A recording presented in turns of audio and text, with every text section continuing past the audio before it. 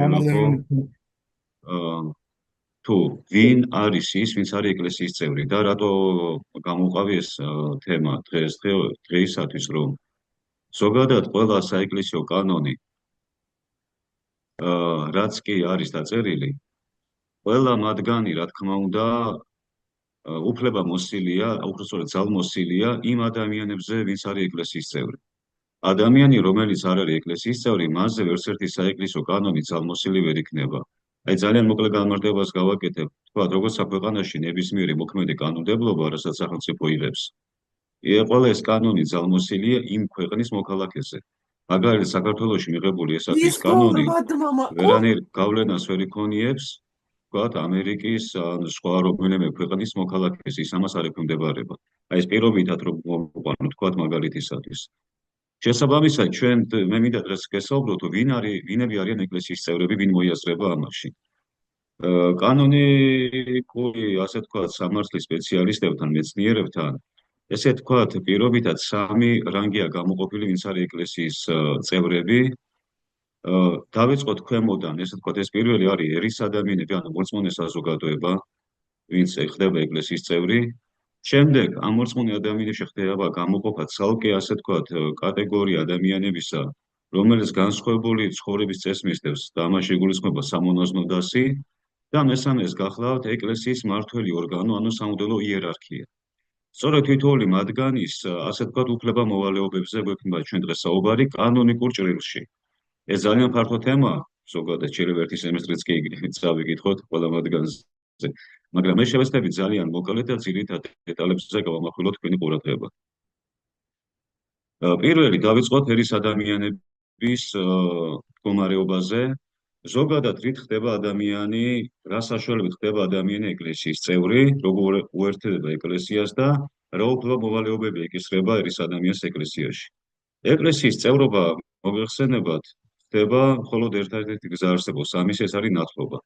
მე ახლა ნათლობის ლიტურგიკულ მხარეზე არ გავამოხლებ ყურადღებას, ამაზე სხვა მოხსენებლებიც უკვე ისაუბრებდნენ, ისაუბრეს ვიცი და კიდე იქნება ამაზე ყურადღება გამახვილებული. მე ვეცდები მხოლოდ და მხოლოდ რამოდენიმე კანონიკურ დეტალზე გავამახვილო თქვენი ყურადღება, რასაც უშუალოდ კანონიკა შეისწავლის აი ამ მიმართულებით. ეკლესიის წევრობა, ანუ გაქრისტიანება ხდება ნათლობის გზით, თუმცა მე შემდეგ შევეხები, რომ კიდე წყალებში რო ვთქვათ, რა ალტერნატიული გზები არსებობს გარდა ნათლობის, რომ ადამიანი ეკლესიის წევრი გახდეს, მაგრამ აი თვითონ ნათლობასთან დაკავშირებით, რომ ვიცოდეთ, რა ასე ვთქვათ, კანონიკური ნორმები არსებობს, ვთქვათ, ისტორიულად რა იყო და დღეს რა არის. პირველი, ანუ როგორ უნდა მოინათლოს ადამიანი და რა წინაპირობა ახლავს ამას. მოგეხსენებათ, ეკლესიის პირველ სამ საუკუნეში არსებობდა ეგრეთ წოდებული კათაკმეველთა ინსტიტუტი. პირველი პირობა იყო ეს. ვინ იყვნენ ეს კათაკმევლები? მოგეხსენებათ, ეს გახლავთ ბერძნული სიტყვიდან მომდინარეობს ეს სიტყვა კატეხუმენედან, რაც კატეხუმენი ნიშნავს კატეხოდან მოდის უпростоრად ეს სიტყვა, რაც ნიშნავს ჩაძახებას, განსწავლას ადამიანის. და რატო ეწოდებოდა აი ამ ადამიანებს, ვინც ემზადებოდა ნათლობისათვის, კათაკმეველი, ანუ განსწავლადი ადამიანები. რატო შემოიღო ეკლესიამ ეს ინსტიტუტი? მოგეხსენებათ, როდესაც მოციქულმა დაიწყეს ქადაგება ქრისტიანული სწავლამოძღვრების გავრცელება, პირველი ნაკადი, ვინც გაქრისტიანდეს, იყვნენ ზრდასრული ადამიანები, ძირითადად ან იუდეველობიდან, ან წარმართობიდან მოქცეული ხალხი. ასე ვთქვათ, ბავშვების ნათლობა ჯერ ესე პრაქტიკაში არ იყო შემოსული და ბუნებრივია ხა ბავშვები როგორ გვინათლებოდნენ, თუ ჯერ ზრდასრული ხალხი არ იქნებოდა მონათული, ანუ მათი მშობლების, ასე ვთქვათ, თაობა. და რატო ჩათვალა ეკლესიამ კათაკმეველთა ინსტიტუტის დაწესება? ხა, საქმე მოციქულთას თუ გადავხედავ, იქ პირველივე თავებიდან ჩანს, რომ პავლე მოციქულის პირველი და მეორე ქადაგების დროს ჯერ 3000 ადამიანი ინათლება, მერე კიდევ 5000 ადამიანი იმართლება და რაღაცა ამ ორი დღის განმავლობაში 8000 ადამიანი ხდება ეკლესიის წევრი პირობითად, იქ რა ციფრებიც არის მოხსენიებული, ხო? და მათი ნათლობის წინაპირობა ხდება ერთი რა, მოციქულთა ქადაგება და შემდეგ მათი სურვილის გამო, ასე ვთქვათ, გამოვლენა. ანუ პირველი რაც არის აი გასათვალისწინებელი, რომ ადამიანის თავისუფალი ნების გარეშე არ შეიძლება ადამიანი მოუნათლოთ. ვთქვათ რაღაც დაშინებით, ზალდატანებით და ასე შემდეგ. გარდა ამისა, სურვილი, რა თქმა უნდა, არის ერთ-ერთი აუცილებელი წინაპირობა, მაგრამ გარდა სურვილისა, რა ხარვეზები შექმნა ამან ეკლესიის საწყის ეტაპზე. რომ ყველა ეს ზრდასრული ადამიანი, თქვა, მით უმეტეს ეს ყოფილი იუდეველები ან ყოფილი წარმართები იყვნენ, რომლებსაც ჰქონდათ თავიანთი ისტორიული რელიგიური ტრადიციები, წარმართებს თავისი, იუდეველებს თავისი და თავის დღესასწაულები და წესჩვეულებები და ასე შემდეგ. და ეს პირველი ნაკადის ქრისტიანები, ვინც მხოლოდ სურვილით ინათლებოდა, მაგრამ ბოლომდე არ იყო გარკვეული ქრისტიანულ სწავლამოძღვრებაში, ხშირი იყო შემთხვევა, რომ ამის პარალელურად, როცა ისინი ქრისტიანდებოდნენ, კვლავ იღებდნენ მონაწილეობას თავიანთი ძველ რელიგიურ წესჩვეულებებში, წარმართები წარმართულში, ყოფილი იუდეველები იუდაურში. და ეს მერე საეკლესიო კანონებშიც აისახა ეს აკრძალვები, რომ არც უკვე გაქრისტიანებული ადამიანი არ შეიძლება იუდეველთა ან წარმართთა წესჩვეულებებს მისდევდეს. სწორედ აი ამის აღმოსაფხვრელად, რადგან ადამიანთა უცოდინარობით იყო გამოწვეული ესეთი დარღვევები, ამიტომ ეკლესიამ ჩათვალა საჭიროდ, რომ გარდა სურვილისა, როცა ადამიანის სურვილს გამოხატავს ნათლობის, რომ ისინი გარკვეული პერიოდი მოამზადოს, ანუ განსწავლოს ქრისტიანობის ძირითად საფუძვლებში და მერე მოხდეს მათი ნათლობა. შესაბამისად, რადგანაც ჩამოყალიბდა ეკლესიაში აი ეს წესი, რომ ადამიანები ჯერ უნდა განისწავლონ, მოემზადონ ნათლობისათვის, აი ეს განსწავლის პერიოდი იყო კატეხიზატორობის პერიოდი. ამიტომ ეწოდებოდა აი ამ ადამიანებს, ვინც უკვე ნათლობისთვის ემზადებოდა, კათაკმევლები, ანუ განსწავლადი ადამიანები. კათაკმელობის პერიოდი საშუალოდ გრძელდებოდა 3 წელი, საშუალოდ. ეს მეტნაკლებად დამოკიდებული იყო თვითონ აი ამ მოსანათლი პირის სურვილზე და ასე ვთქვათ, სწრაფვაზე. თუ ეხლა ადამიანი გარკვეულ, ასე ვთქვათ, გულგრილობას ავლენდა აი ამ კათაკმელობის პერიოდში, შეიძლება არათუ 3 წელი უფრო გახანგრძლივებული იყო მისი ნათლობის სათვის მომზადების პერიოდი. ხოლო თუ უფრო ასე ვთქვათ, გულმოდგინე იყო, შეიძლება შემოკლებული იყო კიდეც. როგორც წესი, ამ კათაკმელობის ინსტიტუტს კურირებდა ეპისკოპოსი, ძირითადად ეპისკოპოსები განსწავლიდნენ მათ, მაგრამ ან კიდევ მათ მიერ წმუნებული სასულიერო პირები, დაბალი იერარქიული სასულიერო პირები, მღვდლები ან დიაკონები. ძირითადად ასე ვთქვათ, მღვდლები. და როდის ხდებოდა საჯარო ნათლობა კათაკმევლებისა? აი ამ 3 წლიანი განსწავლის ვადის ამოწურვის შემდეგ. დიდ მარხვაში, დიდი მარხვის, დიდ შაბათს, ანუ აღდგომის წინა დღეს. და აქ რა არის პრინციპული? მიუხედავად იმისა, რომ მე როდესაც უკვე ბავშვების ნათლობა შემოდის პრაქტიკაში მასიურად უკვე მე-4-მე-5 საუკუნეებიდან, ნელ-ნელა ეკლესიაში კათაკმევლობის ეს ინსტიტუტი უკან დაიხია და საერთოდ პრაქტიკიდან გაქრა. რადგანაც შემცირდა უკვე ის ზრდასრული ადამიანების ნაკადი. იმიტომ ყველა უკვე გაქრისტიანებული იყო და ფაქტურად ბავშვები უკვე ქრისტიანულ ოჯახებში იბადებოდნენ და უკვე მშობლები ბავშვობიდანვე ნათლავდნენ მათ და ეხლა ბავშვს კათაკმევლად ვერავინ დააყენებს, ხო? ამიტომ ნელ-ნელა პრაქტიკიდან გადავიდა კათაკმევლობის ინსტიტუტი, თუმცა აქვე უნდა ითქვას რა, მიუხედავად იმისა, რომ დღესდღეობით ჩვენ კათაკმევლობის ინსტიტუტი ოფიციალურად აღარ გაგვაჩნია ზოგადად მართლმადიდებელ ეკლესიას, მაგრამ თუნდაც ცალკეულ შემთხვევაში, როცა დღესაც ზრდასრული ადამიანი მოდის რომ მოინათლოს, აუცილებელია მისი ნათლობისათვის მომზადება. რა თქმა უნდა, აქ არ არის აუცილებელი, რომ 3 წელიანი ვადა იყოს მისი მომზადებისათვის, მაგრამ ან ადგილობრივი ეკლესია ადგენს გარკვეულ რეგლამენტს თავისი მართვა-გამგეობის დებულებით, რომ თქვათ, ერთთვიანი, სამთვიანი, ნახევარწლიანი, ერთწლიანი მომზადება იყოს ნორმა დადგენილი ეკლესიაში, ან შეუძლია ცალკეულ ეპისკოპოსმა თავის ეპარქიულ დონეზე ეს კურთხევა გასცეს ინდივიდუალურად. ყოველ შემთხვევისთვის ეს პრინციპულად გასათვალისწინებელია, რაც სამწუხაროდ ჩვენ დღეს საქართველოს ეკლესიაში ეს პრაქტიკა არ გვაქვს, რომ ზრდასრული ადამიანი არ შეიძლება ნაუცბათებლად მოინათლოს, უბრალოდ სურვილი გამოხატა, მოვიდა და ეგრევე ვნათლავთ. ხშირად ესე ხდება ხოლმე. წესი თუ მოხდეს მისი მომზადება, ანუ ახსნა ადამიანისათვის, თუ რა არის ქრისტიანობა, რა მოვალეობები ეკისრება და თუ ის ამ ყველაფრის შემდეგ თანახმა იქნება, მე უნდა მოხდეს მისი ასე ვთქვათ ნათლობა. რაც შეეხება ასაკს, მე წაღან გითხარით, რომ აუცილებელია ადამიანმა თავისუფალი ნება გამოავლინოს. ხლა ლოგიკური კითხვა გაჩნდება, რომ და ბავშვებს რომ ნათლავთ, იქ საჩანს მათი თავისუფალი ნება და შემთხვევით ხო არ ხდება ბავშვების თავისუფალ ნებაზე ზეწოლა, მათი ასე ვთქვათ ხელყოფა, მათი თავისუფალი ნების, იმიტომ რომ როცა გაიზრდება ჩვენ რა ვიცით, ის რა გადაწყვეტილებას მიიღებს. საქმე რაშია, რომ ბავშვების შემთხვევაში პასუხისმგებლობა ეკისრება მათ ხორციელ მშობლებს, ანუ მათ სურვილს ენდობა მღვდელი. ესეც იმ შემთხვევაში, როცა თვითონ მშობელი არის გაზრებული ქრისტიანი. და რატო ეს გამონაკლისი დაშვებული? გამომდინარე იქიდან, რადგანაც ეკლესიას ესმის თუ ნათლობა რა მნიშვნელობის მატარებელია ადამიანის სულიერ ცხოვრებაში, ანუ ეს არის სულიერი შობა, რის გარეშეც ადამიანი ეკლესიის წევრი ვერ გახდება. ამიტომ შობლის სულზის საფუძველზე უკვე საგანმანათლებლად მიაჩნია ეკლესიას, რომ ბავშვი მონათლოს. აი მოდი ესეთ მაგალითს მოვყო, პატარა გადახოვას გავაკეთებ, რომ მაინც ეს კითხვა რო არ გაჩნდეს, მაინც ხო არ არის აქ ბავშვის უფლების შეზღუდვა. და ხო არ ჯობია რომ დაველოდოთ ადამიანი გაიზარდოს და თვითონ მიიღოს გადაწყვეტილება მოინათლოს თუ არა. ნუ ეს ლოგიკაც არის რა თქმა უნდა, მაგრამ სიტყვაზე ბავშვი დაიბადოს თუ არ დაიბადოს, ჩვენ ხო ბავშვს არ ვეკითხებით. ანუ ამაში გადაწყვეტილებას იღებს მისი ხორციელი მშობელი, ამ შემთხვევაში დედა უფრო უპირატესად. და იურიდიულად, ანუ სამართლებრივად ვერცერთ მშობელს ვერ დავადანაშაულებთ, ანუ შვილი ვერ დაადანაშაულებს, რომ რატო გააჩინა ის ამ ქვეყანაზე. ნუ ზოგჯერ გაბრაზებულ გულზე ამასაც აყვადგიან, მაგრამ ნუ სამართლებრივად მშობელი ამის გამო რაიმე სასჯელს არ ექვემდებარება. გარდა ამისა, როცა ბავშვი იბადება, სანამ ის სრული ასაკში მოვა, როცა მას თავისუფალი გადაწყვეტილების მიღება შეეძლება, თქვა მშობელი იღებს გადაწყვეტილებას რა ჩააცვას, რა აჭამოს, რა დაალევინოს. და არც ეს არ ითვლება მშობლის, ასე ვთქვათ, ბავშვის უფლებების შეზღუდვად. რადგანაც მშობელმა იცის, მისი ბავშვის როგორც ფიზიკური, ისე სულიერი უსაფრთხოებისათვის თუ სიჯანსაღისათვის რა არის აუცილებელი.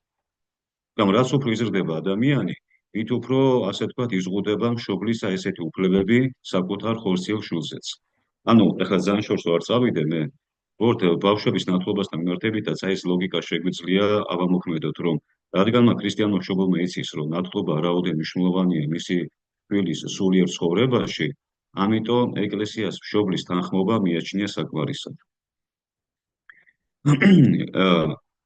გარდა ამისა, იყო კიდევ ესეთი ინსტიტუტი, ეგრეთ წოდებული შემფუცებლების, ბერძნულში ამათ ეწოდებოდა ეფორკიზინ, და ანუ ეგზორცისტების ინსტიტუტი. ეს ძალიან საინტერესო საკითხია, რადგანაც დღესდღეობით კათოლიკურ ეკლესიაში ეს ინსტიტუტი დღემდე არსებობს ცალკე, ანუ სამღვდელოების ჯგუფია, ვინც აი ამ საქმიანობას მისდევს. ჩვენს ეკლესიაში ამათ ეძახიან კვეთებულის ლოცვებს და ჩვენთანაც კითხულობენ ამას საჯაროდ. ამაზეც მე მოკლედ გავამახვილებ ყურადღებას. ფაქტია, რომ კანონებში ნახსენებია ეს ცალკე ინსტიტუტი შემფუცებლების.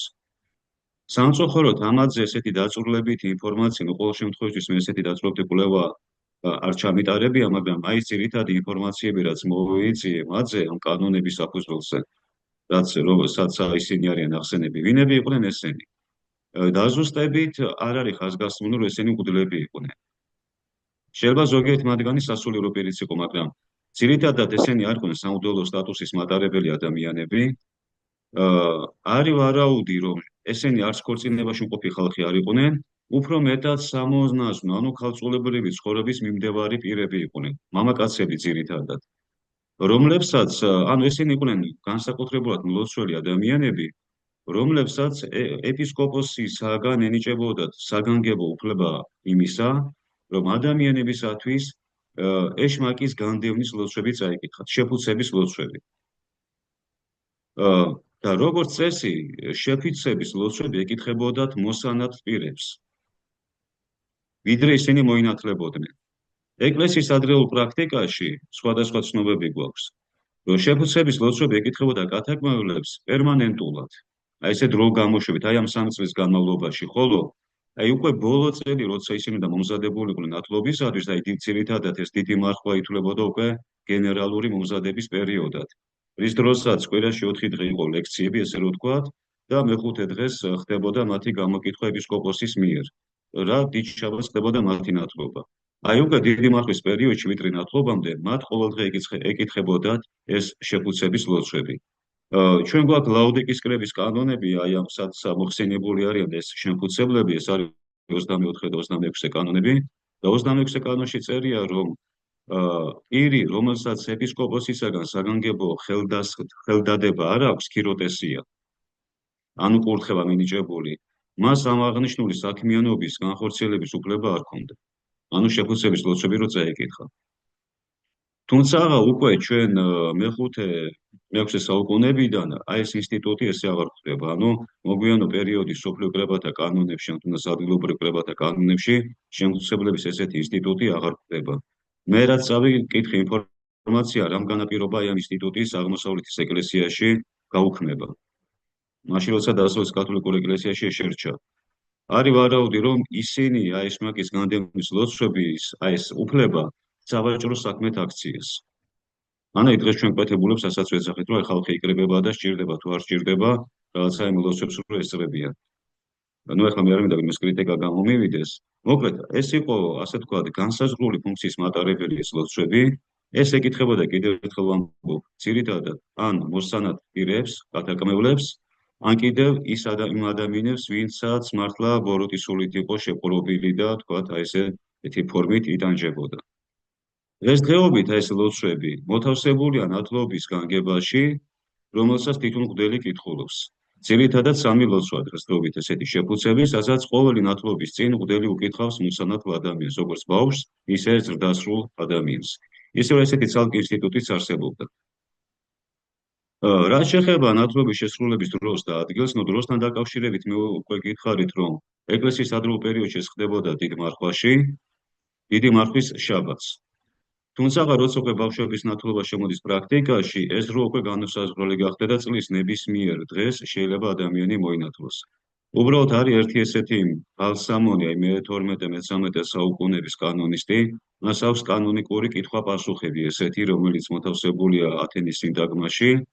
ის ამბობს, რომ დიდ მარხვაში არ არის სწორი ადამიანი მოინათლოს გარდა შაბათ-კვირისა. და თუ მღვდელი ამ ნათლობას შეასრულებს შაბათ-კვირის გარდა დიდ მარხვაში, ის ექვემდებარება სასჯელს. ნუ როგორც ჩანს, მისი ეს აკრძალვა დიდ მარხვაში ნათლობასთან დაკავშირებით, რომ შაბათ-კვირას არ მოინათლოს ადამიანი. რადგანაც დიდი მარხვა ეს არის სულიერი გლოვის განსაკუთრებული პერიოდი, რის საფუძველზეც აკრძალულია სრული წირვების ჩატარება, თქვა და პირველში წირული ტარდება, ხომ? ასევე იქ წერია კანონებში ლაუდეკის როჯუნის წერა არ შეიძლება, დაბადების დღის გადახდა არ შეიძლება. ეს ყველაფერი იმის გამო, რომ სადღესასწაულო ელფერს ატარებს ეს მსახურებელი. აი ნათლობას, რადგანაც ეს დღესასწაულობასთან არის დაკავშირებული და შეიძლება ამას მე პირდაპირ გაგებით სუფრაც უწოდეს. ამიტომ ეს ერთგვარად უკვე დიდი მარხვის შეურაცხყოფასთან ასოცირდებოდა. და შესაბამისად ერთ-ერთი საფუძველი ეს იყო მთავარი, ის გამოც დიდი მარხვაში ნათლობა არ მიიჩნევს მართებულად ბალსამონი. ოღონდ რა თქმა უნდა ეს საუბარი აქვს ჩვეულებრივ შემთხვევაში და იქვე წერს ბალსამონი თუ რა თქმა უნდა მის სიცოცხლე საფრთხე არ ემუქრება. ანუ თუ ადამიანი მომაკვდავია, ნებისმიერ დროს და ნებისმიერ საათზე შეიძლება მოხდეს მისი ნათლობა. რაც შეეხება ადგილს, ეს უკვე მსოფლიო კრების, მე-6 მსოფლიო კრების 59-34 კანონებით განისაზღვრა, 31 უფრო სწორედ, რომ ნათლობის ადგილი უნდა იყოს ეკლესია და ეკლესიაში მოწყობილი ბაპტისტერიუმი, ანუ სანათლავი ადგილი. ეკლესიის ადრეულ პერიოდში ეს ბაპტისტერიუმი ქვისგან იყო გაკეთებული, ანუ ბასეინები, სადაც მოსანათლე ადამიანი ჩადიოდა და ნათლობის შესრულების წესი არის როგორი. ჩვენ გვაქვს ერთი უძველესი ძეგლი, რომელსაც ეწოდება მოძღვრება 12 მოციქულისა, ანუ დიდაქე. სხვათა შორის ეს დიდაქე ნახსენებია ათანასე ალექსანდრიელის 39 სადღესასწაულო სიტყვაში, რომელიც ასევე ჯულის კანონშია მოთავსებული. მას პირდაპირ ახალი აღთქმის წიგნების სიაში არ შეყვას, მაგრამ ამბობს, რომ ესეთი ძეგლის არსებობს და არის სასარგებლო, მიუხედავად იმისა, რომ მისი ავტორის ვინაობა არ არის ცნობილი. თუმცა ეს ძეგლი აღმოჩენილი იქნა მე-19 საუკუნეში კონსტანტინოპოლის ერთ-ერთი მონასტრის ბიბლიოთეკაში, ერთ-ერთი კარდინალის მიერ. და იმ დიდაქეში ნათლობის შესრულების სამი ფორმა მოცემული, რომ ან სრული შთაფლვით, ან თავზე დასხმით, ან გამდინარე მდინარეში. კლასიკური წესი არის ადამიანის სრული შთაფლვა. ბერძნულად ნათლობას ეწოდება ბაპტისმი. სიტყვა ბაპტისმა სიტყვით ნიშნავს ჩაყურყუმალავებას, შთაფლვას, ჩაძირვას, ჩაყუინთვას, დასველებასაც კი, განბანვასაც კი. და ნათლობის აღნიშნული მეორე ტერმინი გვაქვს ბერძნულში ასევე ფოტისმა. ეს ცოტა ზემოთ ამაქვს ესენი ნაწილი. რატო ეს ორი ტერმინი? მაშინ როცა ჩვენ ქართულში მხოლოდ ერთი სახელწოდება გვაქვს ნათლობა. ბერძნულ ენაში ბაპტისმა ნიშნავს უშუალოდ პროცედურას, ანუ როცა ხდება ადამიანის წყალში ჩაყვანა, სამჯერ შთაფლვა და იქიდან ამოყვანა და ფოტისმა ნიშნავს ფოტო ნიშნავს ნათლს, სინათლეს. ფოტოსი, აქედან მოდის ფოტოგრაფიას და ასე შემდეგ. და ფოტისმა ნიშნავს განათლებას. ესე იგი, ბაპტისმა არის თვითონ პროცედურა და ფოტისმა ეს არის პროცედურის შედეგი, რომ ადამიანი აი ამ წყალში შთაფლვის შედეგად განათლდა, ანუ უკვე ნათლღებული გახდა. ჩვენ უბრალოდ წყალში შთაფლვასაც და მის შედეგსაც უწოდებთ ნათლობას. ეს ამ ტერმინებზე რატო გავამახვილო ყურადღება? მე ძალიან მოკლედ მინდა ყურადღება გავამახვილო ერთ დეტალზე. აი მოგეხსენებათ, რომ მსოფლიო კრებების წესით იქნეს კანონები მიღებული და დღესაც არის, აი თქვა იგივე ბერძნულ რუსულ ეკლესიაშიც, რომ მაგალითად კათოლიკებს, სომხებს, კოპტებს, ანუ ეგრეთ წოდებულ ქრისტიანული სხვა ქრისტიანული კონფესიიდან მოსულ ადამიანებს, ვისაც უნდა მართლმადიდებელი გახდეს, აღარ ნათლავენ წყლით თავიდან ბოლომდე, არამედ ან მირონცხებით, ან საერთოდ აღსარებით ხდება მათი მიღება. და ხშირად ჩნდება დაბრკოლება და აი კითხვები, რომ თუ ჩვენ ევქარისტიული კავშირი არ გვაქვს ამ დენომინაციებთან, მაშინ რატომ არ ვნათლავთ იქიდან მოსულ ადამიანებს სრულად? და თუ არ ვნათლავთ, ესე იგი გამოდის, რომ მათ საიდუმლოს ვაღიარებთ? საქმე რაშია? ეს ძალიან კარგად არის განმარტებული. არის ერთი ესეთი ძეგლი, აღმოსავლეთის პატრიარქის ეპისტოლე, რომელიც ჯერ კიდევ იერუსალიმში შედგა, ის კრება 1672 წელს და შემდეგ 1720-იან წლებში გაიმართა კონსტანტინოპოლში, გაგრძელება იყო ერთგვარი ამ თემის, სადაც იქნა სხვადასხვა დოგმატურ საკითხებზე დადგენილებები მიღებული და ყურადღება გამახვილდა, როგორ და მიიღონ სხვა კონფესიიდან მოსული ადამიანები, ქრისტიანული კონფესიებიდან იგულისხმება. ისინი ამბობენ, რომ ყველას არ ნათლავთ, მაგრამ ეს არის შანსო საიდუმლოს ვაღიარებთ. არამედ ბერძნები რას ამბობენ? აი რატო არ ნათლავენ წყლით იგივე მონოფიზიტს, უბრალოდ სომხებს ან კათოლიკებს? ანუ ისინი ამბობენ, რომ მათ ბაპტისმა აქვთ მიღებული, ანუ განბანვა, მაგრამ არ აქვთ მიღებული ფოტისმა, ანუ შედეგი არ აქვთ მიღებული. შესაბამისად, ჩვენთან შემოერთების შემდეგ ისინი იღებენ შედეგსაც, ანუ ფოტისმას, განათლებას. რადგანაც ბერძნებს ეს ორი ტერმინი აქვთ, ბაპტისმა და ფოტისმა, მათთვის ეს ძალიან კარგად გასაგებია, რომ ისინი ბაპტისმას აღიარებენ და შემოერთების შემდეგ უკვე ფოტისმასაც აღიარებენ. ხოლო ჩვენ შემთხვევაში, ჩვენ რადგანაც ესეთი ტერმინოლოგიური სხვაობა არ გვაქვს, პირდაპირ გონია, რომ ჩვენ იქ ნათლობა ვაღიარეთ. ნუ ეს ძალიან მოკლე განმარტება გავაკეთე ამასთან დაკავშირებით, ის ცალკე ფართო თემაა. მე შეიძლება კითხვა-პასუხების რეჟიმში კიდევ უფრო გავშალოთ ეს თემა. და ბოლო საკითხი, რაზეც მინდა თქვენი ყურადღება გავამახვილო, ეს გახლავთ მიმრქმელობის ინსტიტუტზე, ანუ ნათლის ინსტიტუტი. ძალიან მოკლედ შევეხები ამას. საიდან მოდის ნათლიობა? პირველი სახე ნათლიობის ეს ჩვენ ჯერ კიდევ გვხვდება, არის ეგეთი ძეგლი მოციქულთა დადგენილებები, სადაც იქ არის აღწერილი, თუ აი პირველ საუკუნეებში როგორ ინათლებოდა ხალხი. მე გითხრათ, თუ თავიდან ზღდასრული ხალხი ინათლებოდა და ისინი ინათლებოდნენ შიშვლები, ანუ გაშიშვლება ხდებოდა ადამიანის და ისე ჩაყვანა ემბაში და იცე ნათლობა. ნათლობამდე ჩვენ დღეს ესე ვაკეთებთ საქართველოში, რომ ფუნჯით ზეთს ვაცხებთ მოსანათლ ადამიანს და მერე ჩავყავს წყალში. ხოლო მირონს მერე ვაცხებთ უკვე წყლიდან ამოყვანის შემდეგ. ეკლესიის ადრეულ პერიოდში და საერთოდ ბერძნულენოვან ეკლესიებში დღემდე ესეა მე ძალიან მოწონს, მთლიანად ზეთში ხდებოდა ადამიანის გაპოხვა თავიდან ბოლომდე. და რადგანაც ქალები შიშვლები ინათლებოდნენ, იმ უხერხულობის და ის თავიდან ასარიდებლად, რომ მღვდელი შიშველს არ შეხებოდა ქალს, ეპისკოპოსი ან მღვდელი მის ნათლავდა. ან ეგრეთ წოდებული დიაკონისების ინსტიტუტი არსებობდა ეკლესიის ადრეულ პერიოდში, ანუ ქალწული ქალები, რომელსაც ეს სტატუსი ჰქონდათ მინიჭებული და მე შემდეგში ცოტა ხანში გავამახვილებ ამაზე ყურადღებას. აი ისინი პოხავდნენ ზეთით აი ამ ქალებს, მათ ჩაყავდათ ემბაში, უკვე ბასეინში, შემდეგ შედიოდა მღვდელი ან ეპისკოპოსი, სამჯერ თაფლით ნათლავდა და მეორე კვლავ ამ დიაკონისას ამოყავდა ეს ქალი და უკვე მოსავდნენ თეთრი კვართით. ხოლო მამაკაცების ნათლობაში თვითონ დიაკონები ეხმარებოდნენ ეპისკოპოსს. აი ეს დიაკონისები და დიაკონები ერთგვარი პირველი სახეა, როგორც შუამავალი მოსანათლსა და მომნათლებს შორის. თუმცა პირდაპირ ნათლები მათ არ ეწოდებოდათ. ნათლების პირველი, ასე ვთქვათ, საფუძველი საიდან ჩნდება? პირველი მიზეზი ნათლების საფუძვლისა არის შემდეგი. მე გითხრათ, რომ მშობლების რწმენით ინათლება ბავშვი. და მე ვთქვი, როგორც წესი, მშობელი თვითონ იყოს გაქრისტიანებული, მაგრამ იყო შემთხვევები, როცა შეიძლება მშობელი თვითონ არ იყო გაქრისტიანებული, მაგრამ უნდოდა რომ მისი შვილი მონათლულიყო ქრისტიანულად. რადგანაც მშობელი თვითონ გასაქრისტიანებელია და თავის შვილს პირდაპირ ესე ვთქვათ, ქრისტიანული ღირებულებებით ვერ აღზრდიდა, იყო შუამავალი ადამიანი, ანუ ადაპტირებული მშობელი, უკვე ქრისტიანი, ვინც ამ პასუხისმგებლობას აიღებდა თავის თავზე, ანუ ახალმონათლული ბავშვის ქრისტიანულ აღზრდაზე. აი აქედან ჩნდება ერთგვარი ნათლების, ასე ვთქვათ, ინსტიტუტი, ერთი საფუძველი არის ეს. მეორე მიზეზი არის ის, ვთქვათ, ადამიანი იყო ფსიქიურად შეშლილი, რომელიც პირობას თვითონ ვერ დადებდა და ვერც ფიცებს, იმიტომ ასე ვთქვათ, ვერაცნობიერებს ამ პასუხისმგებლობას და ვიღაცა შუამავალი ადამიანი იყო, ვინც მის ნაცვლად უპასუხებდა მღვდელს და თავდება და უდგებოდა მას ნათლობაზე და ის ნათლი ასრულებდა იმ ფუნქციას. და თქვათ თუ ადამიანი ისე თქვათ შეება ჯანმრთელია, მაგრამ ცუდად გახდა გონება წაერთვა და აი აქაც იგივე მიზეზია, რომ მას არ შეუძლია თვითონ უპასუხოს.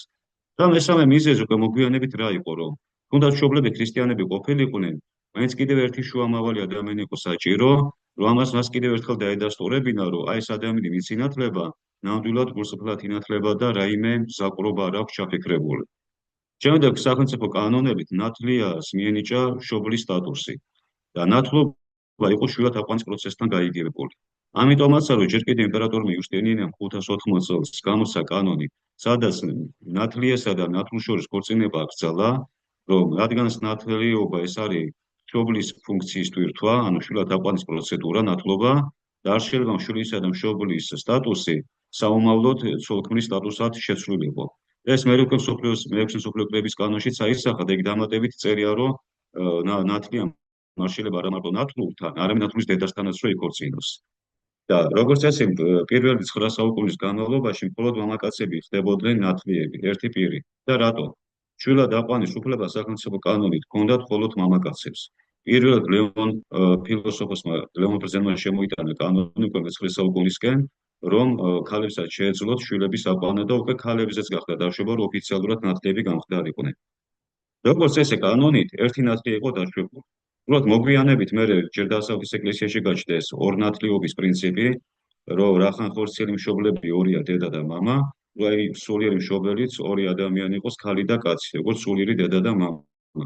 და მე ამან მისცა ერთგვარი პროვოცირება მოახდინა, რომ უკვე მრავალნათლიობა წამოვიდა 3-4 და საერთოდ არის ცნობები, რომ 800-600 ნათლიების ფაქტებიც კი არის დაფიქსირებული, როცა მეფეების ან დიდებულების შვილები ინათლებოდნენ რაღაც ესეთი თქვათ დიდი გვარის წარმომადგენლები.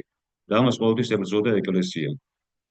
ყოველ შემთხვევაში ორნათლიობა შენარჩუნა დღესდღეობით ყველა ადგილობრივ ეკლესიაში, თუმცა ისო გინდა თუ არა ქალი და კაცი იყოს ესეთი პრინციპული მიდგომა არ არის, მაგრამ აი ჩვენთან როდესაც შარშან სინოდზე იქნა მიღებული ეს გადაწყვეტილება, რომ შემცირებულიყო ნათლიების რაოდენობა, ორზე იქნა დაყვანილი ეკონომიით, ანუ იქ წერია სინოდის განშინებაში, რომ კანონიკურად ერთი უნდა იყოს ნათლია, მაგრამ ეკონომით ორი.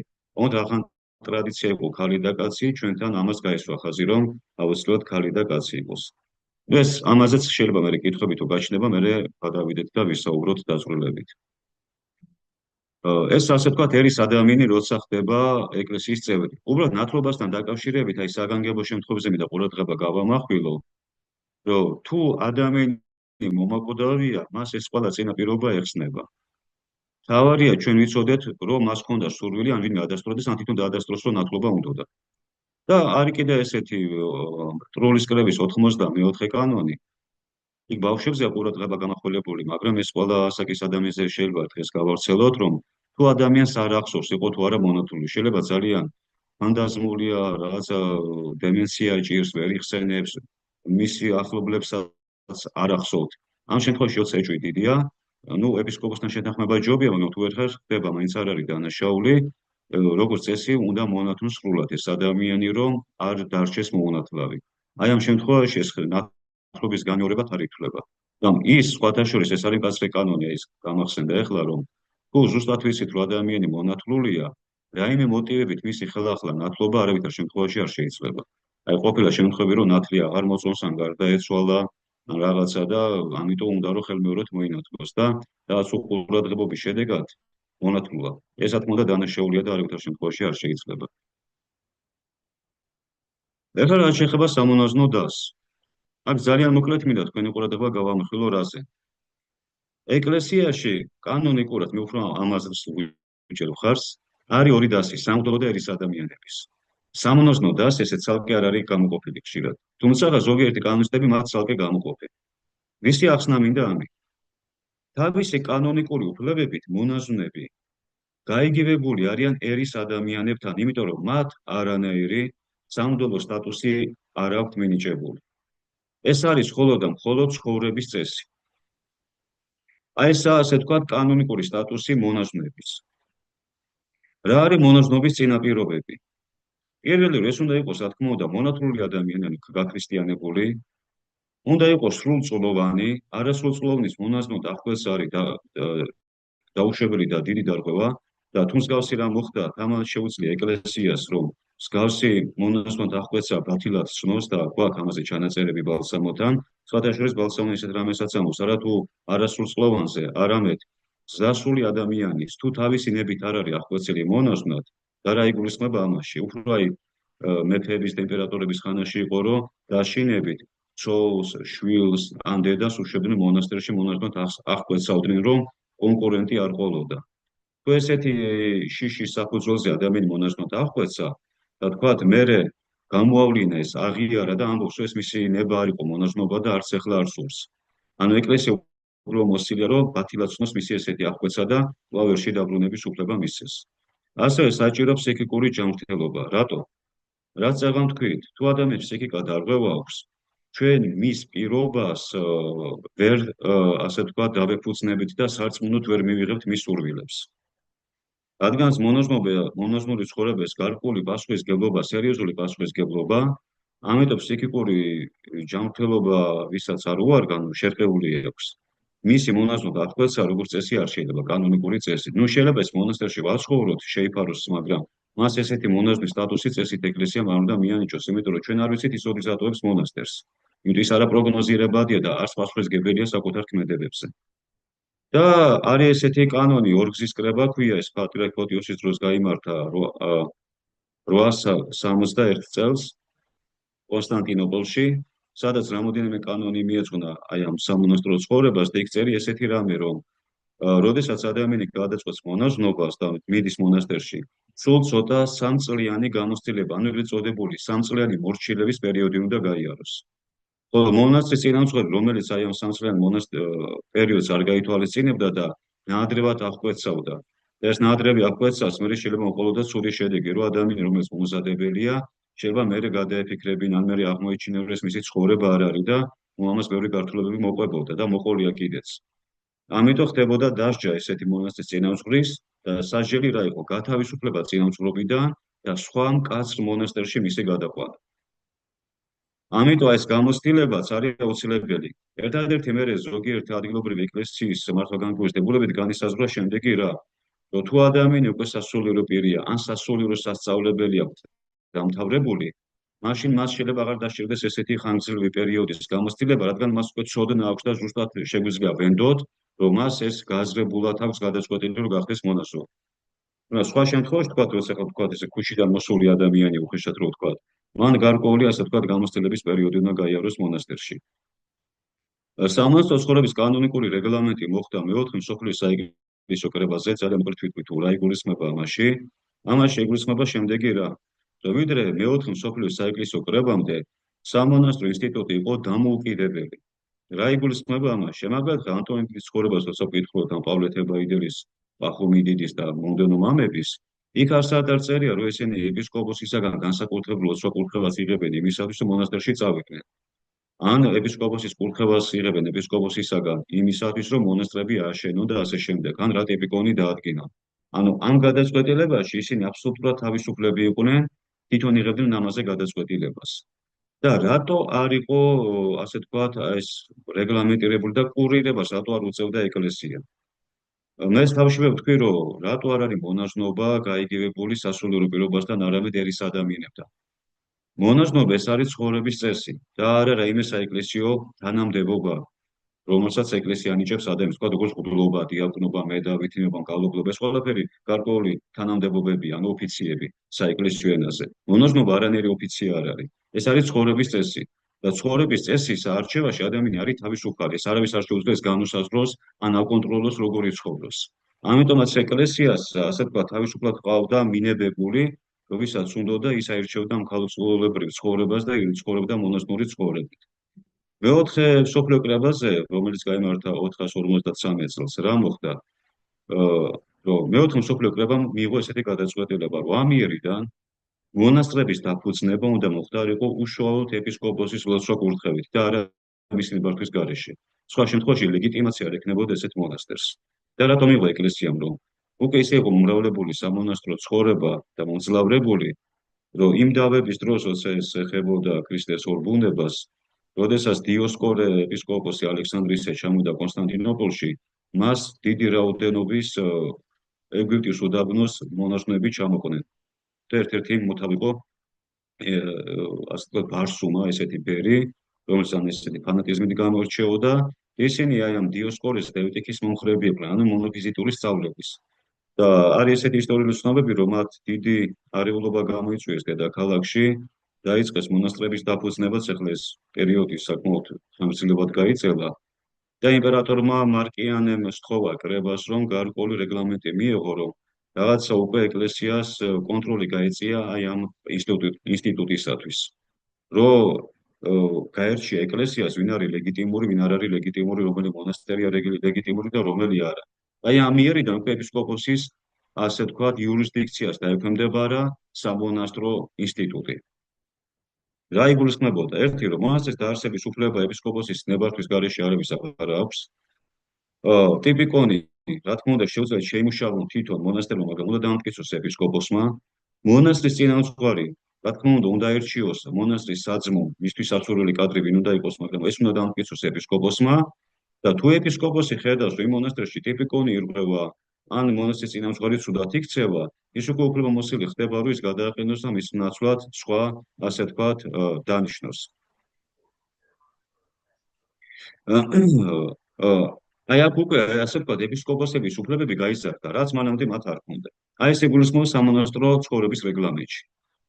რაც შეეხება მონაზონთა უფლებების კანონიკურ დადგენილებებში, რა იგულისხმება მაშინ? მონაზონს რაიმე განსაკუთრებული უფლება ეკლესიაში არ გააჩნია ერის კაცისაგან განსხვავებით. უფრო მეტიც, აი ტრულის კრების 79 და 70 კანონებში წერია, რომ საკურთხეველში არავინ არ უნდა შევიდეს გარდა სამღვდელო დასისა, ვინც კლიროსის წევრია. და აი გაზრე გამოითქვა, რომ მონაზვნებსაც კი მამაკაც მონაზვნებსაც არ უშვებდნენ საკურთხეველში.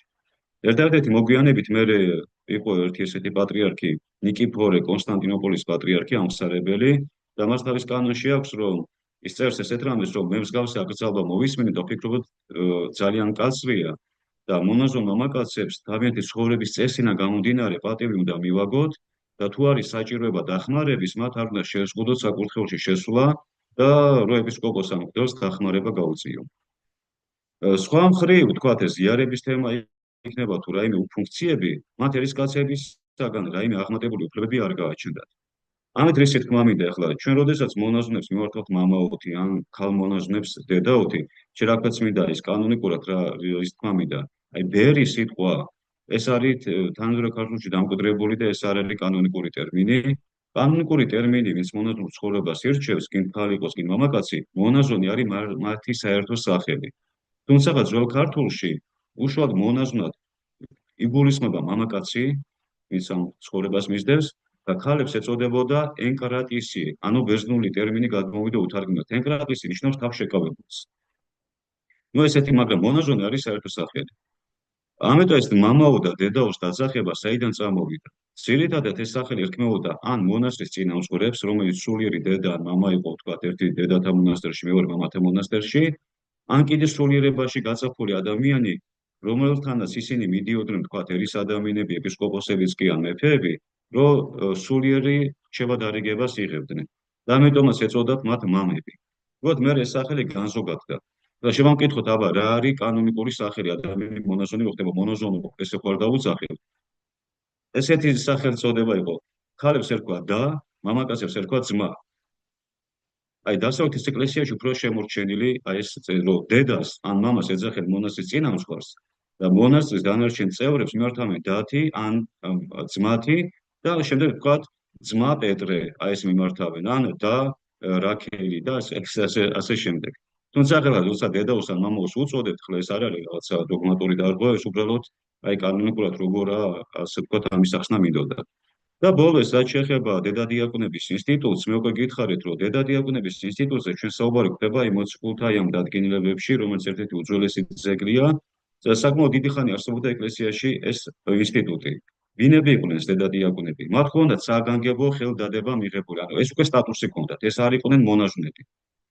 ოღონდ ესენი ძირითადად იყვნენ ქალწულებაში მყოფი ქალები ან ქვრივი ქალები. ის ვინც ქალწული იყო 40 წლის ასაკიდან შეეძლო გამختارიყო დედადიაკვანი, ხოლო ვინც დაქვრივებული იყო აი 60 წლის შემდეგ შეიძლებოდა გამختارიყო დედადიაკვანი და მათ ამის შემდეგ გათხოვის უფლება აღარ ჰქონდათ. მათ სხვადასხვა დროს სხვადასხვა ფუნქციები ეკისრებოდათ. რა იყო მათი ძირითადი ფუნქციები? მოსანათლი ადამიანების მომზადება ნათლობისათვის, აი უფრო დედადიაკვნები ქალებს ეხმარებოდნენ ამაში, ნათლობის პროცედურის დროს მღვდლის ან ეპისკოპოსის დახმარება და ასევე გარკვეული სოციალური საქმიანობის განხორციელება, თქვათ, რასაც ეკლესია დააკისრებდა. აი ეს იყო მათი ძირითადი, ასე ვთქვათ, უფლება-მოვალეობები. თუმცა სხვადასხვა პერიოდში, სხვადასხვა ადგილობრივ ეკლესიაში ცალკეულ დონეზე და არა საყოველთაო და არა ისე როგორც საყოველთაო ნორმა, შეიძლება უფრო აღმატებული უფლებებიც ჰქონოდათ. რომ ჩვენ იცი რა, ცალკეული შემთხვევები არ უნდა განმაზოგადოთ და არ უნდა მივიჩნიოთ, რომ მათ ეკლესიაში რამე განსაკუთრებული უფლებები ჰქონდათ იმის გამო, რომ კონკრეტულ ეკლესიაში შეიძლება მართლაც ესე იყო. ხა გადავიდეთ შემდეგ საკითხზე. ახლა შეხება სამღვდელო დასს. სამღვდელო დასი ეს გახლავთ უკვე უშუალოდ სასულიერო პირები, ანუ იერარქია, რომელიც გახლავთ ეკლესიის მმართველი ორგანო. უშუალოდ მმართველი ორგანო გახლავთ ეპისკოპატი. სამი ძირითადი ხარისხი არსებობს მღვდლობაში. ეს გახლავთ უდაბლესიდან რო დავიწყოთ დიაკვნის, მღვდლის და ეპისკოპოსის. აქვე რა შემინდა გაგარკვიოთ, რომ ხარისხი არის სამი სამღვდელო: დიაკვნის, მღვდლის და ეპისკოპოსის. ამისაგან განსხვავებული სხვა ხარისხი არ გვაქვს. დანარჩენი წოდებები, თქვათ, როგორიც არის, თქვათ, დიაკვნობაში შეიძლება ჩვენ შევხვდეს ესეთი წოდება არქიდიაკვანი, მთავარდიაკვანი, მღვდლობაში, თქვათ, დეკანოზი. ან თუ მონაზონია, თქვათ, უქორწინებელი მღვდელი, იქ არის, თქვათ, იღუმენის სტატუსი, არქიმანდრიტის და ასე შემდეგ. ეპისკოპოსებში ჩვენ გვხვდება მთავარი ეპისკოპოსის, მიტროპოლიტის, ან იგივე პატრიარქის სტატუსი, ხო? არც ერთი მათგანი არ გახლავთ ხარისხი, არამედ ეს არის წოდებები, ანუ თანამდებობები თავის დროზე ესე იყო ეკლესიაში. ეხლა გადავიდეთ ნელ-ნელა თითოეული მათგანის განხილვაზე. ანუ სანამ მათ ფუნქციებზე გადავალ, მე ძალიან მოკლედ მინდა წინაპირობებზე გაგესაუბროთ, რა არის მღვდლობის წინაპირობა ზოგადად. ხელდასმის ძირითადი კანონიკური წინაპირობები სამ კატეგორიად იყოფა. ეს გახლავთ ფიზიკური წინაპირობები, სოციალური წინაპირობები და სულიერი წინაპირობები. რა იგულისხმება ამაში? აი ფიზიკურ წინაპირობებში რა იგულისხმება? პირველი ეს გახლავთ, ასე ვთქვათ, რომ ადამიანი უნდა იყოს სრულწლოვანი და არათუ უბრალოდ სრულწლოვანი, კონკრეტული ასაკიც კი არის განსაზღვრული ჯურის კანონში, რომ ვთქვათ, დიაკვანი თუ ხდება ადამიანი, უნდა იყოს არანაკლებ 25 წლის, მღვდელი თუ ხდება, უნდა იყოს არანაკლებ 30 წლის. ხოლო იპოდიაკვანი, რომელიც დიაკვნობამდე საფეხურია, ეს უნდა იყოს არანაკლებ 20 წლის. ეპისკოპოსებზე ჯურის კანონში ჩვენ კანონი არ გვაქვს. გვაქვს ცნობები რა? რომ აი იგივე მოციქულთა დადგენილებები, რაც მე წეღან ვახსენე. იქ წერია, რომ საეპისკოპოსო კანდიდატი უნდა ყოფილიყო არანაკლებ 50 წლის. ანუ 50 წლამდე არ შეიძლებოდა ადამიანი გამხდარიყო ეპისკოპოსი. ну ეს ალბათ იმითაც იყო გამოწვეული, რადგან მოციქულთა პერიოდში და მოციქულთა მოწაფების პერიოდში ძირითადად ზრდასრული ადამიანები ინათლებოდნენ, ანუ წარმართობიდან, იუდეოლოგიდან მოქცეული ხალხი უკვე ზრდასრული. მას ისევ ქრისტიანობაში ხა გარკვეული პერიოდი უნდა დაეყო, უნდა გაზრდილიყო, რომ მერე თქვათ საეპისკოპოსო უფრო მოვალეობა ებოძებინა ეკლესიას მისთვის და ამიტომაც უფრო გაზრდილი იყო მათი ასაკი. უკვე მე-6 მსოფლიო კრებისათვის, რადგანაც უკვე ბავშვობიდან შეიძლება ჩაითვალოს ადამიანი არის ქრისტიანი, იმიტომაც ეს ასაკი ქვემოთ ჩამოვიდა. ყოველ შემთხვევისთვის უკვე იმპერატორ იუსტინიანეს კანონი იქნა გამოცემული, სადაც განისაზღვრა, რომ ეპისკოპოსი შეიძლება გახდეს არანაკლებ 35 წლის ასაკიდან. და დღესდღეობით ეს ადგილობრივი ეკლესიების მართვა-განმგეობის დებულებით რეგულირდება. ისე და სხვადასხვა ესეთი რამე წერია, რომ ეპისკოპოსმა სასაკობრივი ცენზი უნდა კაცად გაითვალისწინოს, როგორი ღირსებითაც არ უნდა გამორჩეოდეს მღვდლობის კანდიდატი. ანუ საუბარი რომ გამონაკლისების დაშვება ესე ჰაერზე არ შეიძლება. თუმცა როგორც ჩვენ წინა შეხვედრაზე ვთქვით, ეკონომიას ექვემდებარება, ოღონდ ეს ეკონომია უნდა იყოს ლოგიკურად ახსნილი. თქვათ, როცა 30 წელი გიწერია და თქვათ, ჩვენ მაშინ ბევრი ვისაუბრეთ, რომ 25-ისა ან 20 წლის ასაკში აკურთხებ ადამიანს მღვდლად, ეს უკვე ისეთი დაშორება, რომ აქ რაღაც სერიოზული საფუძველი უნდა არსებობდეს ამას რატომ აკეთებ. ფიზიკურ შეგულისხმება ასევე ფიზიკური დეფექტები. რისი თქმა მინდა, რომ რა ფიზიკური დეფექტები შეიძლება იყოს მღვდლობისათვის ხელისშემშლელი. ეს სენი ძირითადად აღწერილია მოციქულთა 77 და 78 კანონებში.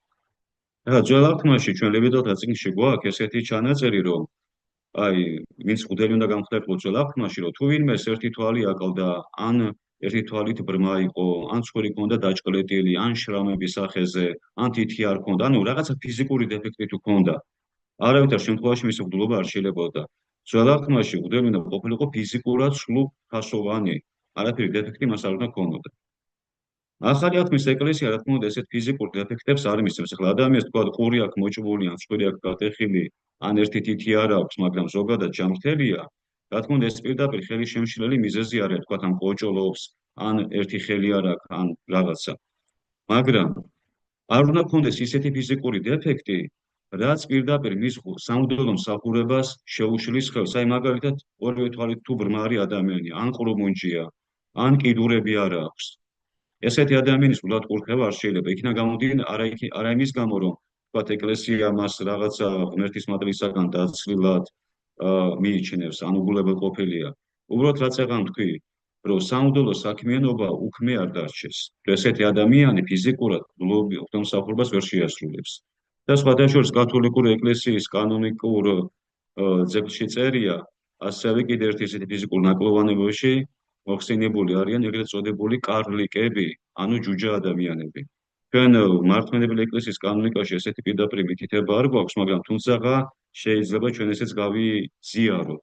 საიდან რატო? რეალურად ჯუჯა ესეც ისეთი დაავადება თავისი არასტანდარტული ზომებიდან გამომდინარე.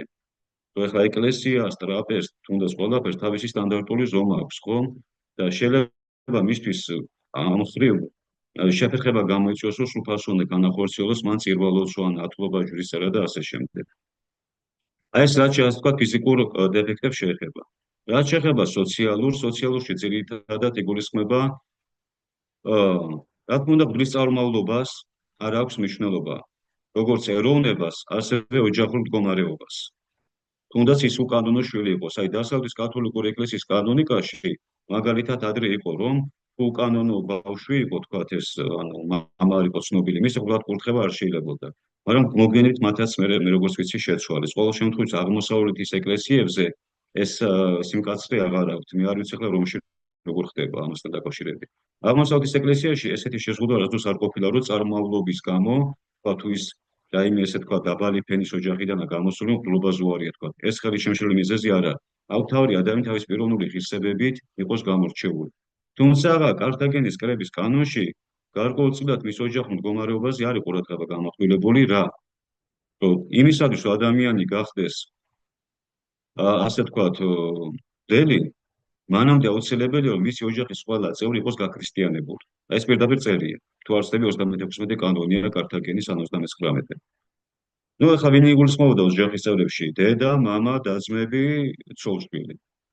ნუ ლოგიკა გასაგებია ახლა თუ ადამიანს გავლენა არ აქვს თავის ცოლზე, შვილებზე, მშობლებზე, ის სხვებზე როგორ იქნება, სხვებისთვის როგორ იქნება ავტორიტეტი და სხვენაზე მომაქცეველი, როცა საქმე ვერ მიუხედია სიტუაციისათვის. მაგრამ ჩვენ ვიცით რომ იგივე კომუნისტური რეჟიმის დროს ბევრი ადამიანი ესე გახდა სასულიერო პირი, რომ საკუთარი ცოლებიც კი ჯერ კიდევ ათეისტები იყვნენ ან წმენაში საერთოდ ვერც მერე მოვიდნენ. და ზოგს ამის გამო ოჯახებიც დაეკრა სამწუხაროდ, ნუ ზოგმა შეინარჩუნა, მაგრამ რაღაც ისეთი ურთიერთობებით, რომ მაინც ვერ აღიარეს, ვერ აღიქვეს თავიანთი ქმრების აი სტატუსი. სოციალურ შრომებთან იგულისხმება ბრძვის ოჯახური მდგომარეობა, ანუ მისი ქორწინების წინაპირობები. და რა? აი ჩვენ მოციქულთა კანონები გვაქვს, ეს არის მე-17-მე-18 კანონი. სადაც ჩამოთვლილია თუ მგდელს როგორი სტატუსის ქალზე არ შეუძლია ქორწინება, უпростоრეს სამუდელო კანდიდატს. იქ წერია, რომ ადამიანი რომელიც მდლობას აპირებს, არ შეიძლება მან ცოლად შეირთოს ხრივი, ყოფილი მეძავი, გაშორებული მსახიობი. ან ასე თქვათ მხევარი. მხევალში რა იგულისხმებოდა იცით უფრო მეტად ან მსახური, აი მონაქალები რო იყვნენ. დამლაგებელი სახლის მოდი ასე ვთქვათ, რა ვიცი რა შეიძლება დავარქოთ. აი ამ სტატუსისა და ქალებზე მდელოს ქორწინება ეკრძალებოდა. არამედ მისი საცოლე უნდა ყოფილიყო ქალწული და ნუ ყველანაირად ესეთი სტატუსებისაგან თავისუფალი. საქმე რაში ახლა შეიძლება კითხვა გაჩნდეს, რომ რამდენად აუცილებელია დღეს 21 საუკუნეში ეკლესია მის კანონი მკაცრად გაითვალისწინოს. დროს თქვა ადამიანი თუ მდლობას აპირებს, რომ მან არ შეიძლება მოიყვანოს, აი თუნდაც ახლა იმ ქალებს დავასახელებ. ან განათხოვარი, ან ქვრივი, ან ის რომ ვიღაცის მოსამსახურე იყო.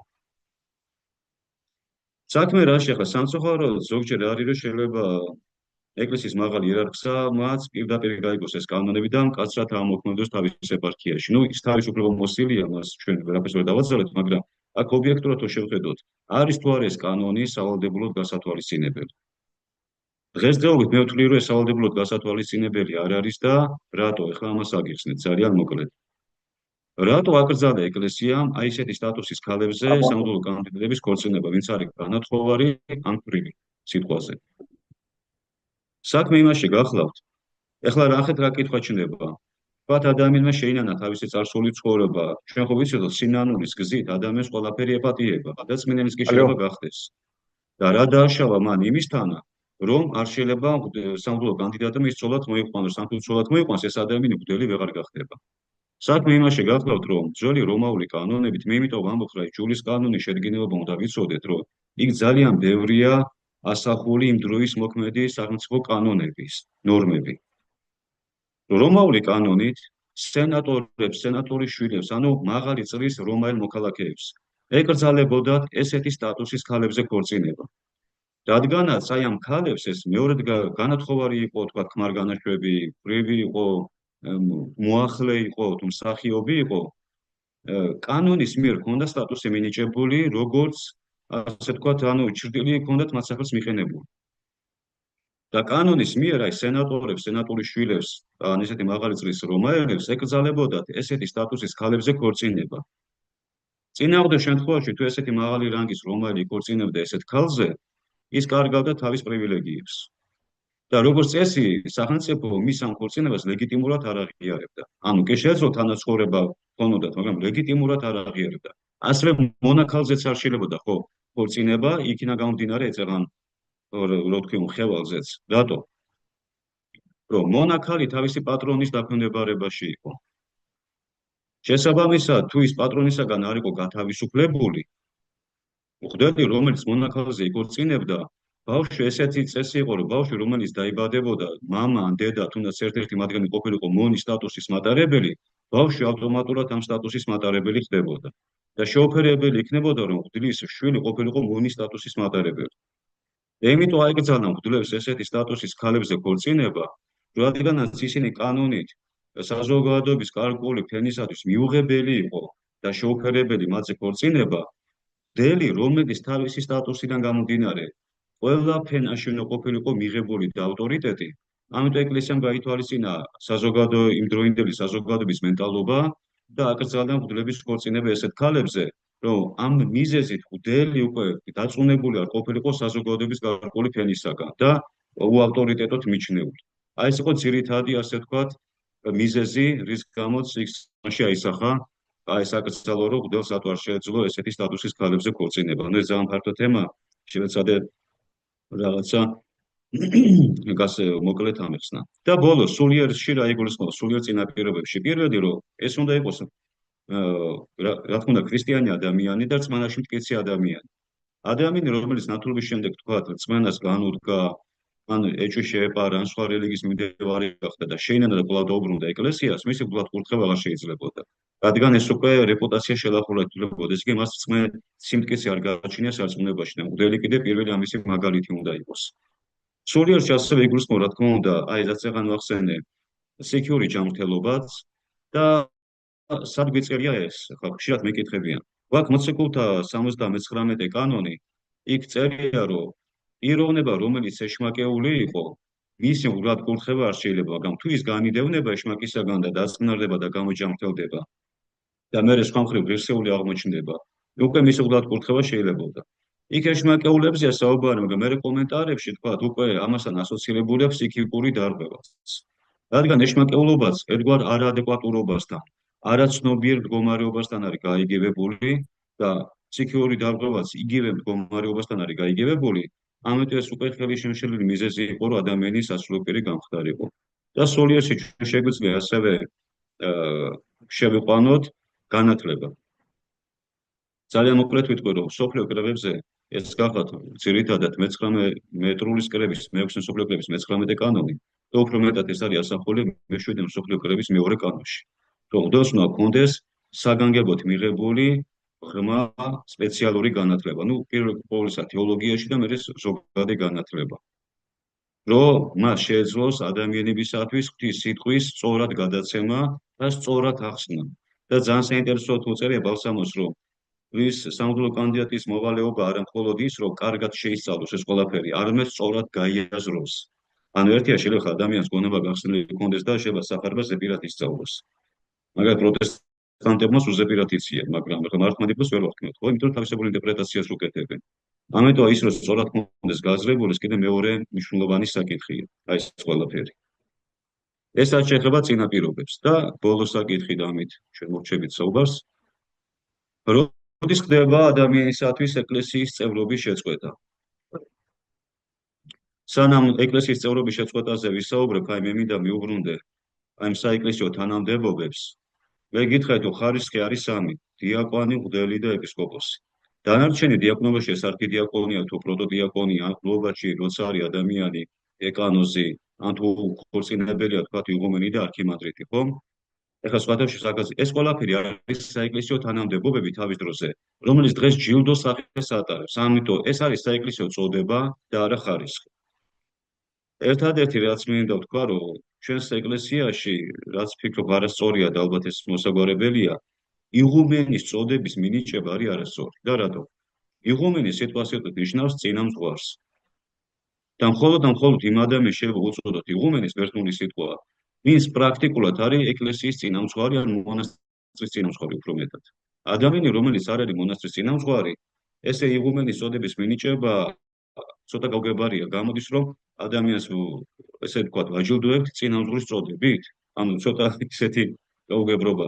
ამიტომ ბერძნულენოვან ეკლესიებში უქორწინებელ მღვდლებში ორი სახის ჯილდო არსებობს. არის უბრალოდ მონაზონი და მე პირდაპირ ხდება არქიმანდრიტი თუ აჯილდოებს ეპისკოპოსი.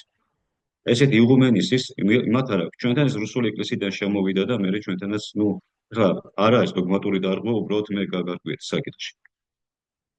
როგორც დეკანოზობაში, საბერძნეთში არის ადამიანი მღვდელი და მე ხდება პირდაპირ დეკანოზი. იქ არ არის თქვა ჯერ ოქროს ჯვარი, მერე გამშვენებული, მერე მიტრა, მერე მეორე ჯვარი და ასე შემდეგ. პირდაპირ გამშვენებული ჯვარი ეძლევა და ამით თავრდება. იქ არის ცალკეული საეკლესიო თანამდებობები ისტორიული, რომელიც სიგელით შეიძლება ეპისკოპოსმა დააჯილდოვოს მსახური გარკვეული მოვალეობებიდან გამომდინარე. ასევე ეპისკოპოსობაში, როცა ჩვენ გვესმის მთავარ ეპისკოპოსი, მიტროპოლიტი ან პატრიარქი, ეს არის თანამდებობა. აი პატრიარქი პირდაპირ თანამდებობა და არა ხარისხი. და რაც შეეხება მიტროპოლიტის წოდებას და მთავარ ეპისკოპოსის წოდებას, ჩვენს ეკლესიაში ეს პირდაპირ ჯილდოა, ასე ვთქვათ, წოდება თანამდებობების გარეშე. რაც შეეხება ეკლესიის წევრობა, ის შეწყვეტას, სამი მიზეზით შეიძლება მოხდეს ეკლესიის წევრობის შეწყვეტა. ერთი, გარდაცვალების შემდეგ ადამიანი ამ ქვეყანაზე წყვეტს ეკლესიის წევრობას, ოღონდ საუბარია მებრძოლი ეკლესიის წევრობას, თორე ის გადადის ეციური ეკლესიის წევრი ხდება. მეორე, სიცოცხლეში ადამიანმა ეკლესიის წევრობა დაკარგოს, იმ შემთხვევაში, როცა ის გადაეცემა ანათემას, რომელიც არის ეკლესიის ყველაზე უმაღლესი, ასე ვთქვათ, სასჯელი და ჩვენ წინა შეხვედრაზე ვთქვით, რომ ბევრთვის ეს ასოციირება არა. ეს პირდაპირ მინდა გითხრათ. ანათემა ბერძნული სიტყვა და მას ჩვენ წელთ აღერიცხვამდე, ანუ ძველ აღთქმაში და ვთქვათ ანტიკურ პერიოდში ორი მნიშვნელობა ჰქონდა. ანათემა არის რაღაცისაგან გამოყოფა. აი მაგალითად რა ვთქვათ, მიჭირავს ორი კალამი. ერთი ეს არის რკინის, ერთი პლასმასის სიტყვაზე.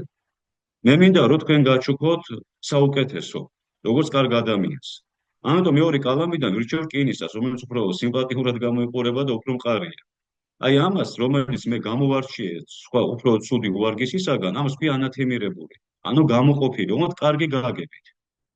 და შეიძლება ეს რაღაცა, ოღონდ პლასმასით შეიძლება იყოს ანათემირებული, ოღონდ ცუდი გაგებით, როგორც უარყოფილი.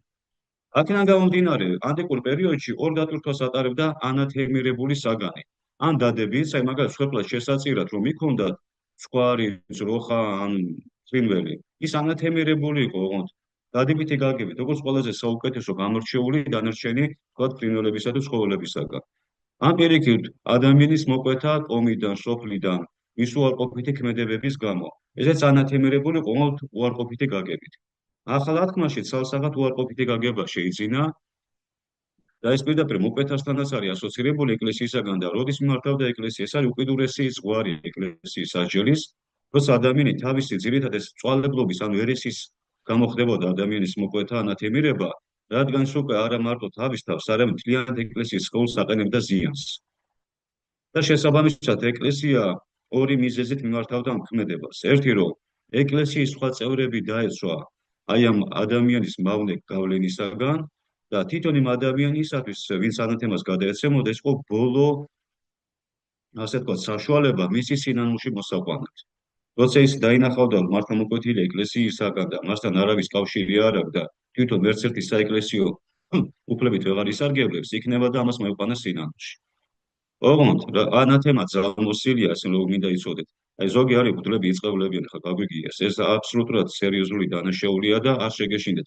დღის წყევლას არანაირი გავლენა არ აქვს ავტომატურად ეს რო იცოდეთ. ეს მისთვისაც ცუდი. ანათემის უფლება მოსლება გააჩნია ეპისკოპოსს. თუმცა ეს არ არის წყევლა, ეს არის განაჩენის გამოტანა, ანუ კონსტატაცია ფაქტის, რომ ეს ადამიანი აღარ არის ეკლესიის წევრი. მაგრამ მიუხედავად იმისა, რომ ეს არის ეპისკოპოსის უფლება მოსილება, ლეგიტიმურად ეკლესიამ აღიარა მხოლოდ ის ანათემები, რომლებიც კრებსითაც იქნა დადასტურებული, ანუ ან ადგილობრივი ან მსოფლიო საეკლესიო კრებების მიერ. ცალკეული ეპისკოპოსის ანათემებიც კი არ არის ლეგიტიმურად აღიარებული, იქნა გამომდინარე, შეიძლება ეპისკოპოსმა თავის პირადი შეხედულებიდან არასწორად მიიღოს ეს გადაწყვეტილება. ამით რისი თქმა მინდა, რომ ადამიანი ანათემებულად რო ჩაითვალოს, თვითონ უნდა იყოს ამის მონაწილე, ანუ რეალურად ამას უნდა, ანუ თვითონ და კონდეს ღმერთთან კავშირი დაკარგული უკვე. და ეკლესია ამის კონსტატაციას ახდენს. თუ ადამიანი არაობიექტურად არის ანათემერებული და ამის მაგალითები ყოფილა ეკლესიის ისტორიაში, ეს მის სულიერ ხვედრზე გავლენას არ ახდენს, ანუ მის ცხოვრებაზე. მაგალითად, ოქროპირი ანათემერებული გარდაიცვალა. ეს არნიშნავს, რომ ის მანამდე ვერ ცხოვრობდა, ან წმინდანი ვერ გახდა, სანამ ეკლესია არ მოუხსნიდა ანათემის სტატუსს. ეს ეკლესიას თვითონ დაჭირდა ბოდიშის მოხდა მასთან, თორე ეს მის ხვედრზე არანაირ გავლენას არ მოახდენდა. ამიტომ, რა თქმა უნდა, ანათემერებული ადამიანი სანამ ცოცხალია, თუ ის შეინანებს, ხდება მის ეკლესიის წევრად მიღება და აღდგენა ეკლესიის წევრად და გარდაცვალების შემთხვევაშიც კი თუ ეკლესია აღმოაჩენს, რომ არაობიექტურად იყო ადამიანი ანათემერებული, გარდაცვალების შემდეგაც შეიძლება მისთვის ამ სტატუსის მოხსნა და ჩვეულებრივ საეკლესიო დიფტიქში ან უსახსენებელში მისი აღდგენა. და აი ეკლესიის წევრობის აღდგენა ხდება სინანულის გზით, ანუ აი ორ გზით. ერთი, რომ თვითონ ანობს ადამიანი, ან გარდაცვალების შემდეგ გაირკვევა, რომ ეს ადამიანი არაობიექტურად იყო ეკლესიისაგან მოკვეთილი. ესეთი შემთხვევით სამწუხაროდ ყოფილა. და ეკლესია უფრო მოსილია, რომ მისი ეს სახელი აღადგინოს საეკლესიო უსახსენებელში.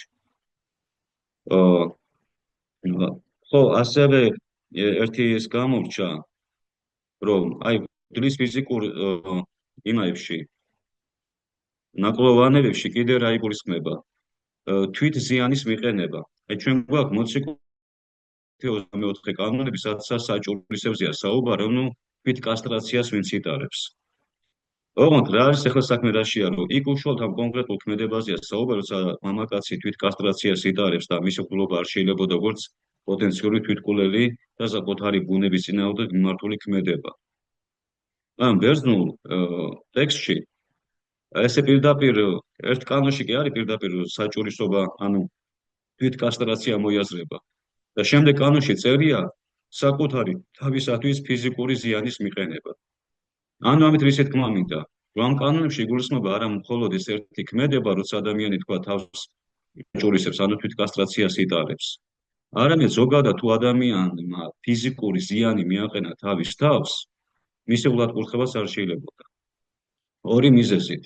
ერთი შეიძლება ეს კიდევ მის რაღაცა ფსიქიკურ არამდგრადობაზე მეტყველებდეს, პოტენციურ თვითკვლელობაზეც მეტყველებდეს და ზოგადად საკუთარ თავში, ანუ ფისხატება შეურაცხო. და ეს ისეთ რეპუტაცია შემლახველად ითვლებოდა ადამიანისათვის, რომ ეხლა რა თქმა უნდა ესეც გამონაკლის და ეკონომიას ექვემდებარება, თუ ეპისკოპოსმა საჭიროდ ჩათვლა და ეს ადამიანი მას გააცნობიერა და გამოსწორდა, მაგრამ ფიზიკური თვითზიანი ითვლებოდა ხელის და არსებობდა ასევე ეკლესიაში ქალების თანამდებობა პრესვიტერიადები ერქვა, რომლებიც ადრეული ეკლესიის პერიოდში ვინ იყვნენ ეს პრესვიტერიადა და სამწუხაროდ გულისწოლებს უძახიან პრესვიტერიადებს, ესეც არასწორია და არც პროფოდიაც ცოტა შეიძლება ეს დავარქვა. მოკლედ, მე რაღაც ჩემი აზრი მაქვს. პრესვიტერიადები ვინ იყვნენ? ესენი არ იყვნენ გათხოვილი ქალები, ეს იყვნენ უკვე თქვათ ეს ხანდაზმული ქალები ეკლესიაში, ან მკვრივები, ან ქალწულები, ვინც ხალხს განსწავლიდა ეკლესიაში.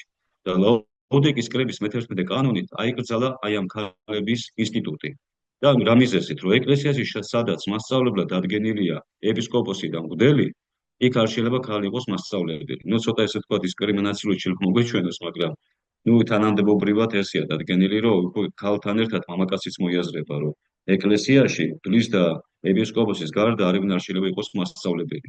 რა თქმა უნდა, აქ არ გულისხმობთ, როცა შეიძლება ქალიც ან მამაკაციც რაღაცა თქვა პროფესორია თეოლოგიის ან კონკრეტული მიმართულების და შეიძლება იქ ლექცია წავაკითხოთ ან რაღაცა. ეს რა თქმა უნდა მასში შეზღუდული არ არის. იქ უფრო ყურადღება გამახვილებულია ესეთ სტატუსზე, რომ ეკლესიაში ესეთი სტატუსის ქალები აღარ უნდა იყოს.